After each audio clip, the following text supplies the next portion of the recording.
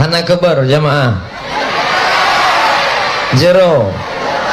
Alhamdulillah. Saya tadi malam dari Palu. Tahu Palu? Martil, Sulawesi Tengah. Dari Palu pulang ke kota yang paling jauh, ujung pandang. Sekarang namanya Makassar. Dari Makassar balik ke Jakarta. Lalu pagi tadi dari Jakarta, pagi tadi kami pun menuju Medan. Kabarnya nanti Ustadz Somad dari Medan akan dibawa menuju Gayo Luas. Naik pesawat apa? Sampai di Kuala Namu, Ustadz Fadil sudah menunggu saya di VIP Lounge. VIP, very important person. Saya tanya sama Ustadz Fadil, pesawat apa? Kata dia, pesawat Susi Air. Di depan VIP itu ada dua pesawat, kedua-duanya pesawat perempuan. Yang satu Susi, yang satu Siti. Citylink. Tapi kita tidak boleh menyepelekan perempuan. Betul? Kadang namanya memang perempuan tapi perkasa. Siti dengan Susi. Ada nama perkasa singa tapi jatuh. Mudah-mudahan keluarga-keluarga yang ditimpa musibah diberikan Allah kesabaran. Amin. Lalu kemudian kami pun sampai di Gayo Luas. Sampai di Gayo Luas disambut dengan baju berwarna kuning. Ini yang di dalam. Setelah itu disambut pula pakai baju berwarna hitam. Ini yang di luar. Karena Ustadz Somad selama ini di mana-mana ceramah bajunya putih aja. Sampai muak orang. Ganti baju lah Pak Ustadz. Banyak yang ngejek suruh ganti baju tapi tak ngasih baju. Orang Gayo Luas langsung dikasihnya dua sekalian. Mudah-mudahan yang memberi baju ini diberikan Allah balasan insyaallah. Lain syakartum, kalau kamu bersyukur, la azidannakum. Kalau kamu bersyukur, ku tambah. Kamu syukuri baju satu, ku tambah dua. Enggak, kita lanjutkan. Ibu-ibu, ini udah jelas arahnya gitu. Enggak, cuman sampai di situ aja. Jadi kira-kira kalau orang Gayo Luas yang punya pesantren, orang Gayo Luas yang ingin pula hafal 1000 hafiz, bisa atau tidak? Bisa. Dikirim nanti anak-anak ke Hidayatullah 10, 100. Nanti mereka yang akan pulang ke Gayo Luas, maka anak-anak kita akan menjadi para penghafal Quran insyaallah. Amin. Allahumma ja'al abna'ana wa banatina, jadikan anak-anak kami putra putri Gayo Luas anak-anak yang hafal Al-Quran ya Allah. Bapak ibu mesti ada dalam hatinya, ya Allah, aku ingin anakku menjadi penghafal Al-Quran. Cobalah tengok tadi Adinda Al-Mukarram Ustadz Muhammadin, mendengar suaranya, ya Allah, lehernya sama bentuknya macam leher saya, tapi isi yang keluar lain. Dia begitu ditarik, a'udzubillahi minasyaitonirrajim. Ustadz Somad begitu ditarik macam kaleng diseret. Ini leher sama tapi yang keluar berbeda. Rambut sama hitam, isinya macam-macam. Beliau baca Quran tak ada nengok Quran. Saya tengok tadi tak ada Qurannya. Pejamkannya mata, nampak Quran itu mengalir. Ada Al-Baqarah, ada Ali Imran, ada An-Nisa, ada Al-Maidah, ada Al-An'am sampai ke An-Nas. Mengalir ayat-ayat itu di matanya. Kita coba pejamkan mata. Apa nampak? Seluruh anak Indonesia, jauh dari Balikpapan, jauh dari Madura, jauh dari Jawa, di wisuda. Berikut ini penghafal Quran 6 bulan akan diwisuda oleh Al-Mukarram Haji Abdul Somad LCMA. Saya pun datang mengalungkan sorban. Habis itu salaman, selamat ya nak, hafal 30 juz. Yang mengalungkan itu hafal juz 30. Tapi saya bangga, andai saya nanti ditanya Allah, hai Abdul Somad, hafal engkau 30 juz? Tidak ya Allah, tapi mengalungkan sorban ke anak 30 pernah. Bapak Ibu yang dimuliakan Allah Subhanahu wa taala, maka insyaallah cita-cita 1000 hafiz dari Gayo Luas akan terwujud insyaallah. Allahu Akbar. Mewujudkan 1000 hafiz di bumi Aceh, Nanggro, Aceh Darussalam, jangan sangka itu hal yang baru. Seluruh orang di Indonesia tidak akan paham isi Al-Quran kalau tidak ada orang Aceh. Betul? Kok betul? Nah, betul-betul aja. Ustadz Somad bukan orang Aceh, bukan, seorang Melayu, datang dari Riau. Bahasa Ustadz apa? Bahasa Melayu. Al-Quran bahasa apa? Bahasa Arab. Dari mana Ustadz tahu bisa Quran bahasa Arab? Kok paham Ustadz? Karena ada seorang anak bangsa yang menerjemahkan Quran ke dalam bahasa Melayu, namanya Abdur Raub As-Singkili, dikenal dengan nama Syekh Kuala, ulama dari bumi Aceh, Nanggro, Aceh Darussalam. Dialah yang pertama yang menerjemah Al-Quran dalam bahasa Melayu, pakai huruf Arab Melayu, pakai bahasa Melayu. Kenapa tidak diterjemahkannya ke dalam bahasa Aceh? Kenapa tak diterjemahkannya ke dalam bahasa Gayo? Kenapa tak terjemahkannya dalam bahasa Singkel?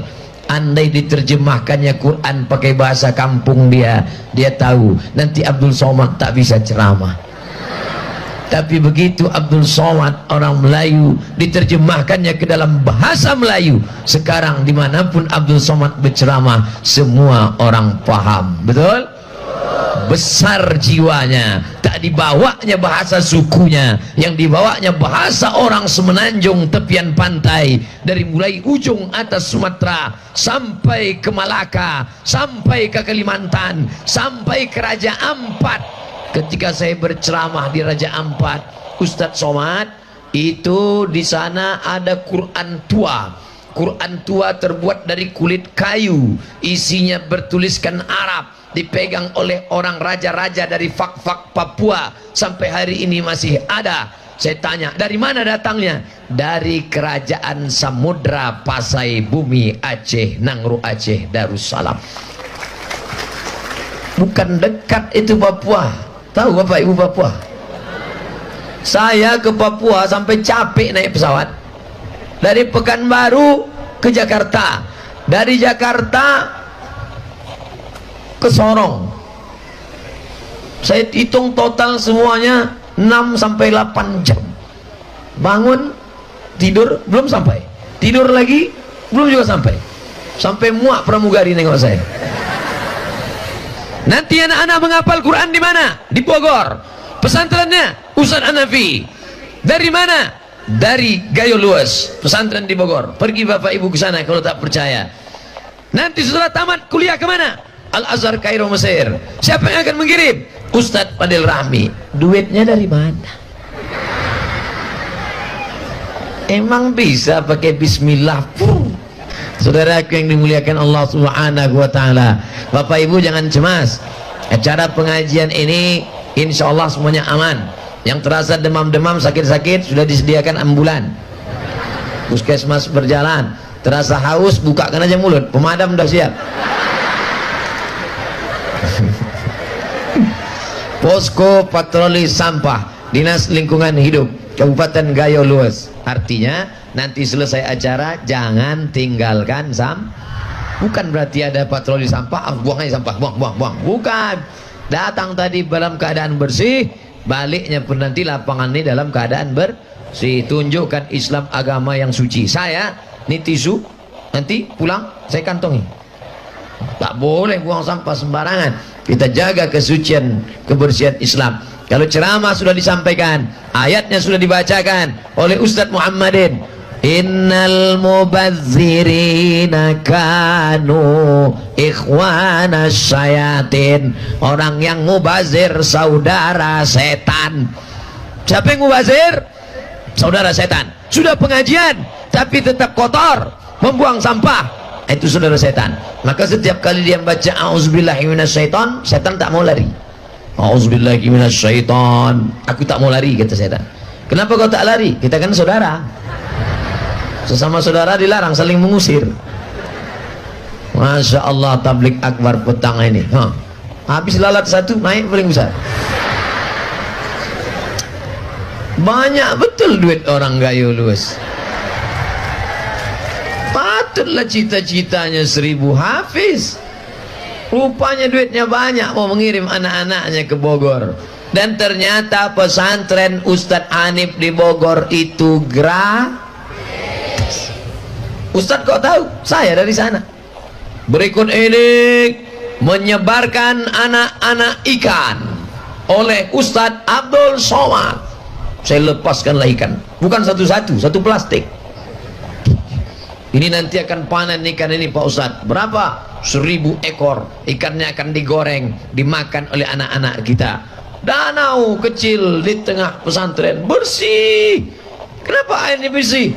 Rupanya dulu ada anak kecil main-main bola. Waktu main bola, tiba-tiba dari tumit mereka keluar mata air. Macam Nabi Ismail. Pijaknya keluar mata air. Kita begitu dipijak, keluar darah sapi. Waktu motong hari kurban kan banyak orang. Waktu motong, pijak kaki, rupa kaki berkurap. Bapak Ibu yang dimuliakan Allah, keluar mata air, akhirnya mereka gali, sekarang menjadi kolam ikan. Kolam ikannya berkah. Mudah-mudahan nanti pesantren Hidayatullah punya cabang 1 di Gayo Luas, insya Allah. Keringat ketiak lama-lama. Ini penting. Gambar ini penting apa tak penting? Penting. Nanti anak bapak ibu bertanya. Makanya gambar nanti, tolong adik saudaraku yang punya drone, gambar itu nanti kalian share, dicetak sebesar pintu. Iya, tempel di kamar, buat di situ tablik akbar. Nanti cucu ibu bertanya, nek, ini gambar apa? Itulah gambar dulu tablik akbar di Gayo Luas. Siapa penceramahnya? Ustadz Somad. Mana dia sekarang? Udah mati udah. Tapi cucu-cucu tadi para penghafal Al-Quran. Mau cucunya menjadi para penghafal Quran? Kirim ke Hidayatullah Bogor, kirim ke Al-Azhar Kairo. Nanti pulang dia akan menjadi penyuluh di tengah gelapnya malam. Dia yang akan membisikkan ke telinga kita waktu kita sakit di ruang ICU. Tahu ICU? ICU artinya ICU, you don't see me. Aku menengok kau, kau tak bisa nengok aku. Karena mata terpejam sudah mau mampus.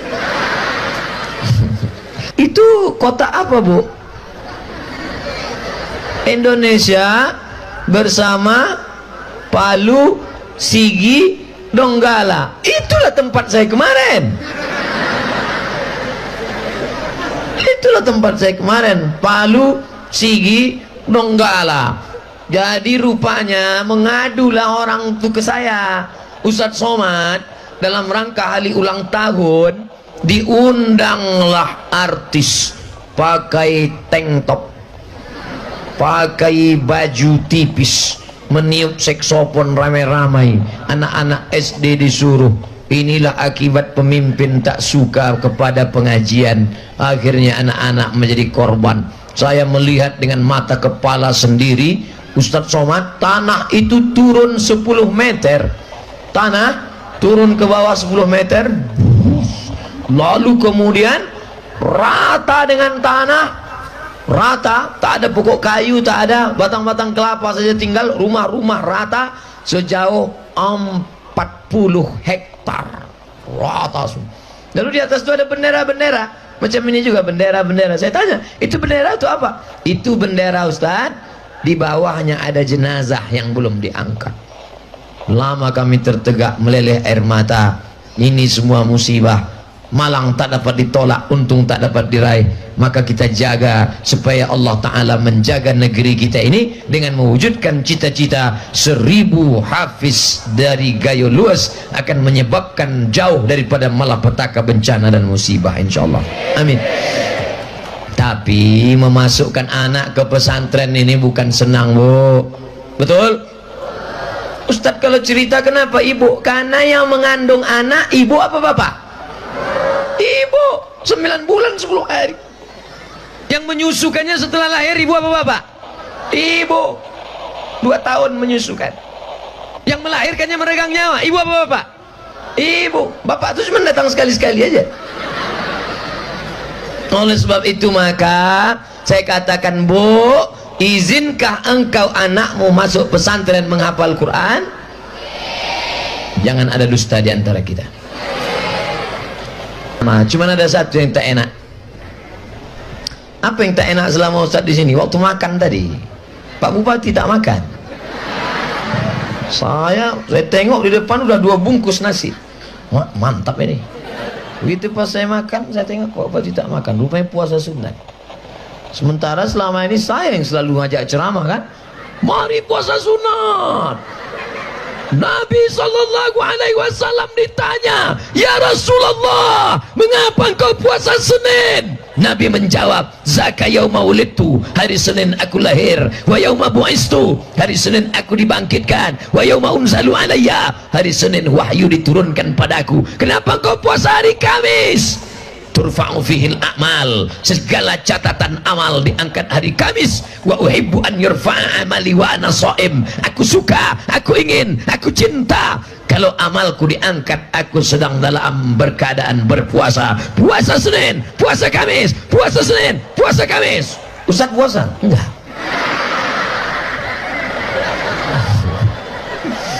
Untung ada alasan. Kenapa Ustaz tak puasa? Saya musafir.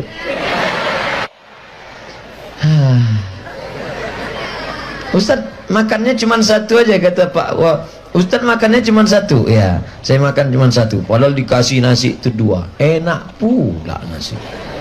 Ternyata nasi pakai daun tuh. Enak. Ada daging pakai bawang, ada ikan mas, ada. Cuman itulah Pak Bupati tak makan, kita tak enak. Kalau orang ngaji, maka tidak peduli tuan rumah itu puasa atau tidak, tamu jangan tersinggung. Saya tuan rumah, saya tak makan, tiba-tiba datang tamu, maka saya katakan, tamu silakan makan, aku sedang puasa. Kalau orang ngajinya sama, ustadznya sama, tak perlu tersinggung. Begitu juga kalau saya tuan rumah, tiba-tiba datang tamu, ayo makan, mohon maaf Pak Ustadz, saya puasa, tak perlu tersinggung, karena masing-masing sedang mengamalkan ajaran Nabi Muhammad sallallahu alaihi. Saya tuan rumah, tiba-tiba tamu saya suruh, tamu silakan minum. Saya enggak minum Pak Ustadz. Bagus, tak habis teh manisku. Begitu juga saya tamu, tiba-tiba tuan rumah tak makan. Bapak tak makan? Tidak Pak Ustadz. Bagus, banyak dapat kepala ikan. Jadi jangan tersinggung gara-gara ini. Aku tak mau lagi datang ke Gayo Luas. Kenapa? Bupatinya tak hormat. Masa kita tamu tak dihormati? Menghormati tamu bukan dengan cara makan. Kalau kau sedang puasa, puasa saja. Bayangkan dulu bagaimana Ustadz Somad dari Riau naik pesawat. Sekarang dari Riau itu ke Medan 1 jam naik pesawat. Ustadz dulu waktu sekolah di Medan naik pesawat? Enggak, naik SDH, si Pirok dulu oleh. Pesawat itu pun sudah tak ada lagi di atas. Mobil SDH itu sudah tak ada lagi di atas muka bumi. Sudah musnah, sama macam dinosaurus. Tak ada lagi.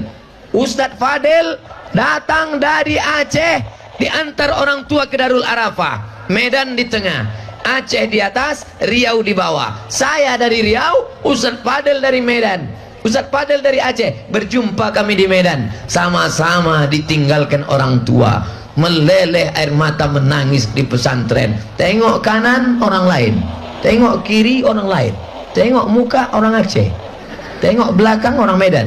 Apa kau tengok? Tinggalkan anak di pesantren, kasih tahu sama anak, nak, mak tinggalkan kau di sini bukan karena mak tak sayang, supaya kau jadi orang. Andai Ustadz Somad dulu tak ditinggalkan pesantren, mungkin udah jadi hantu sekarang. Saya ini bukan baik dulu, bandel. Beda saya dengan Ustadz Fadil. Ustadz Fadil 6 tahun di pesantren tamat, saya cuma setahun aja. Makanya malu saya. Tadi kumpul dengan abang-abang alumni Darul Arafah. Berikut ini mari kita dengarkan kata sambutan dari Ustadz Abdul Somad bersama para alumni Darul Arafah. Segan saya. Takutnya nanya taman apa tidak. Enggak enak kita jawab. Makanya saya bukakan di sini. Pernah dulu pesantren? Pernah. Di mana? Darul Arafah. Berapa tahun? Ustadz Fadil 6 tahun tamat. Kau tamat? Setahun aja. Lari berarti ya? Enggak, studi banding. Ya.